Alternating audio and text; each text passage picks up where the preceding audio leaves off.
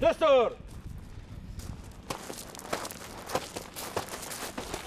Yoldaş Kırgız Respublikası Prezidenti, Kurallı Güçlerin Baş Kolbasçısı, Özdök Kuram, Gösterme taktikалық саптық сабаққа даяр. Генерал-майор Шаршаев. Еркен төр. Қанша заряд? 19 оқ отырады. Бүгінгі күнде Макаров пистолетінен дүние жүзінің практикасында уже оғы отказ беріп башташты, анткени бронежилетті уже ал оқ теше албай қалды. Бүгінгі күнде бұл уже башқа оқ 9-ға 19.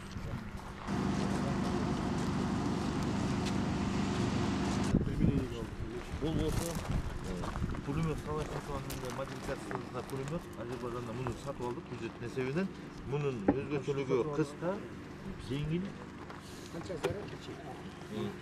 Бұл 200-дүгү болот, 200-дүгү. 200-200 болот. Андан сырткары биз Өзбекстан бұл Кобра деген схеманы алганбыз. 600 дана бояк эмес. Мына подписательдерди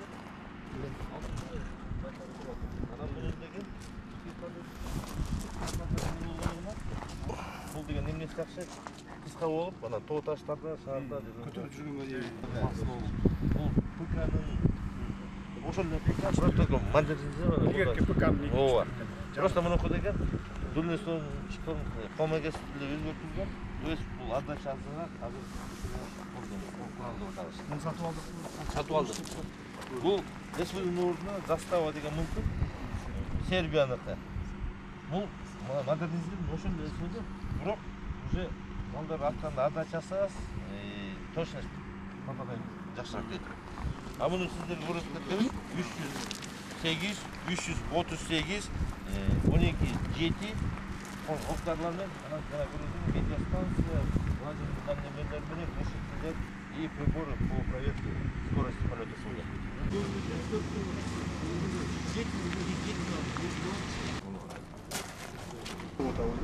То есть военное производство промышленность өзүбүздү болуп калат.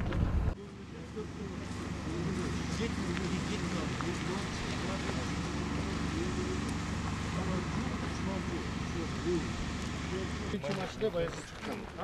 Бул өзүбүздүкү.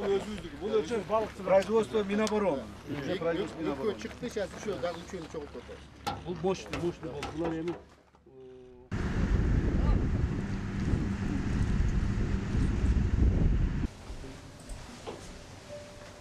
Так, Данил Андреевич, бул жерде мына чегара башчысы айтат, бул училище эмес, бул көрсөтмө.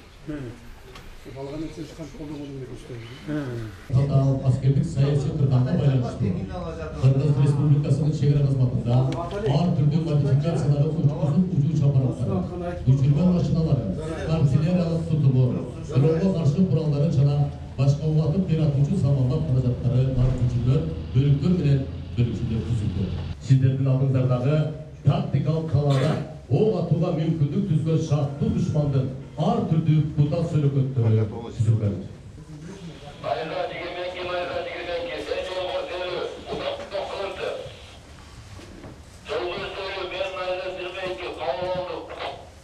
Номер 6 бута адамдын белге чейинки сөлөкөтү.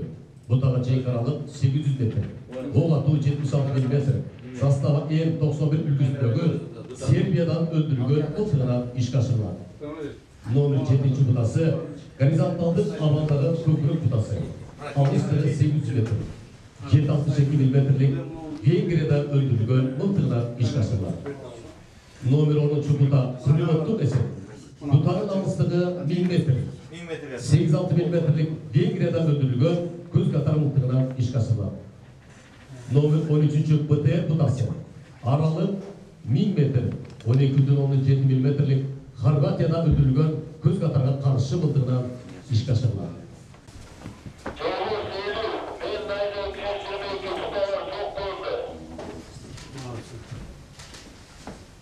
Тигр, Аксум жана Toyota Land Cruiser тибиндеги атайын соотулган машиналары менен НСВТ эсеби ордунан ок атып 800 метр алыстыктагы номер 25 бутаны тик учакты жок кылат.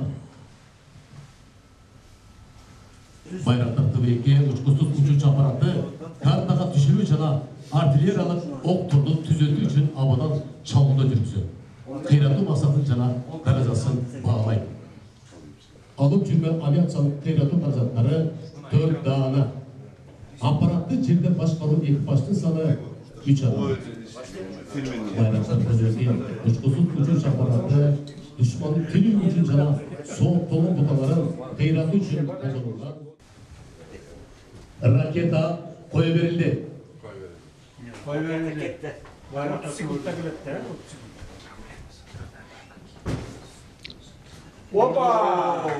Anıklarımıza düşmanı son adresi çok önünde. Aksüngül Üstüzük Kuruluş Aparatı düşmanın askerlerin bir yerden ikinci yerge kısa yollardan alıp ödülücü strategiyalar obyektisi bulunan Alt Dağı'da köprüsü canlaşkan aybaka girip Mal El tipindeki aviasyal selatlar bilen Oğuz Aslı sokkusu bulundu. Raketa koyuverildi. Через 30 секунд. Vurdu. Buta çok kılındı. Ay молодец.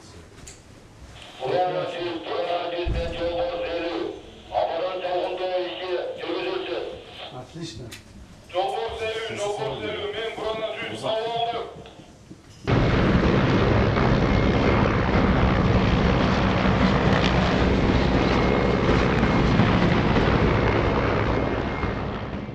Кымбаттуу мекен сакчылары, урматтуу мекендештер, сиздерди бүгүнкү тактикалык саптык машыгуунун ийгиликтүү аякташы менен куттуктаймын. Учурда дүйнөдөгү аскердик саясий кырдаал татаал бойдон сакталууда. Алыскы жана жакынкы чөлкөмдөгү куралдуу кагылышуулар саясий максаттарга жетүү үчүн мыйзамсыз куралчан түзүмдөрдү жана террористтик топторду колдонуу сыяктуу терс көрүнүштөр ата мекенибиздин чегин, коопсуздугун камсыз кылуу милдетин өтөп жаткан ар бир эр азаматтан жогорку күжүрмөн даярдыкта болушун талап кылууда.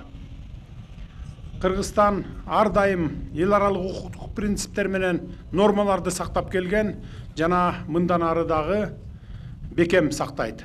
Бирок тынчтык болсун десең, согушка даярдан деп таамай айтылгандай, күжүрмөн даярдыкты жогорулатууда тынчтыкты кааласаң, согушка даяр бол, жеңишти кааласаң, жоокерлер жан дили менен даяр болсун. Мыкты натыйжа күтсөң, кокустан эмес, намысты туу тутуп, өнөр жана илимге таянып, согуш деген принциптерди колдонуу негизги талаптардын бири болушу керек. Кыргыз Республикасынын улуттук коопсуздугун кынтыксыз камсыздоо мамлекеттин негизги артыкчылыктуу багыттарынын бири болуп саналат. Бул багытка мамлекет тарабынан 2021-жылдан тартып эбегейсиз көңүл бурулуп, бир топ алгылыктуу жумуштар жүргүзүлүп келет.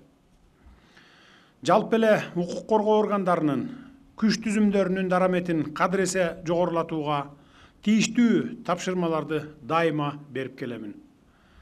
Бүгүнкү күбө болгон иш-чарада коопсуздукту камсыздоонун, түзүмдөрдүн дараметин жогорулатуунун өнүгүү тенденциясы байкалып турат. Өзүңүздөргө маалым болгондой, өлкөбүздүн тарыхында алгачкы жолу республикалык бюджеттин эсебинен куралдуу күчтөрүбүз менен чек ара кызматыбызды байрак тартыбы, акынжы, ак сүңгүр учкучсуз учуучу аппараттары, курал жарактардын, аскердик техникалардын заманбап үлгүлөрү менен камсыздоо жаатында дагы ири долбоорлор ишке ашырылууда. Биз мындан ары да өлкөбүздүн куралдуу күчтөрүн күчтөндүрүп, жоокерлердин социалдык абалын чыңдоону уланта беребиз. Өкмөт турак жай менен камсыздоодо ипотекалык программаны улантуу, анын ишин толук кандуу каржылоо, аскер кызматчыларынын жана алардын үй бүлөсүнүн татыктуу жашоосу үчүн каражат бөлүүнү мындан ары дагы уланта бермекчи. Учурдан пайдаланып, өлкөбүздүн чек ара коопсуздугуна кайдыгер карабай, ар тараптуу көмөк көрсөтүп жаткандарга терең ыраазычылык билдиремин.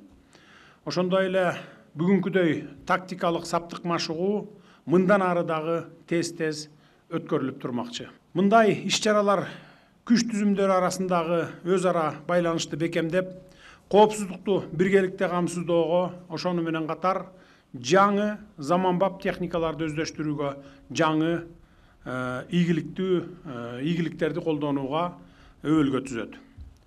Жолдош чек арачылар, бүгүнкү иш-чаранын кадырлуу катышуучулары, сөзүмдүн аягында ата мекенибиз болгон Кыргызстандын коопсуздугу баарыбыздын жүрөгүбүздө, көңүл борборубузда болушу керектигин баса белгилеймин.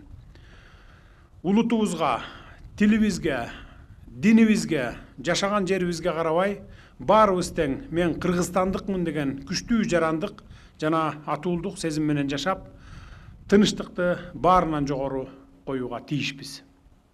Урматтуу мекен сакчылары, кызматыңыздарды дайыма ийгиликтер коштоп жүрсүн. Сиздерге чың ден соолук, темирдей бекем эрк, кажыбас кайрат каалаймын.